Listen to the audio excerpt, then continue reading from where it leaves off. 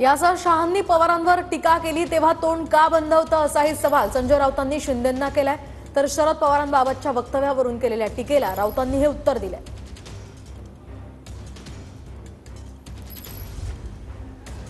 टीका करणाऱ्यांना त्यांची जागा लोकांनी विधानसभेत दाखवली। त्यांनी चारी मुंड्या चित केलं, सुपडा साफ केला आणि घरी बसवलं। आता त्यांचं संतुलन गेलेलं आहे।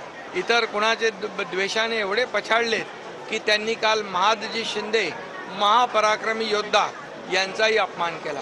या देशाचे ज्येष्ठ नेते शरद पवार साहेब आतापर्यंत त्यांना वंदनीय होते। माझा सत्कार केल्यानंतर ते त्यांचाही अपमान केला। ज्यांना आता माननीय पवार साहेबांचा जो पुळका आलेला आहे तो किती खोटा आहे।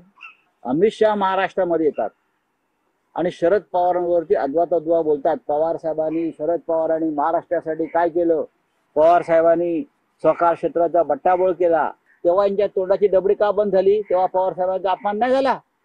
हे जे काय तोंडाची डबडी वाजवत होते सगळे, नरेंद्र मोदी पवार साहेबांना भटकती आत्मा म्हणतो, बरंच काय काय म्हणून जातो, तेव्हा यांच्या तोंडाची डबडी, तोंडाला काय बूच बसला होता का?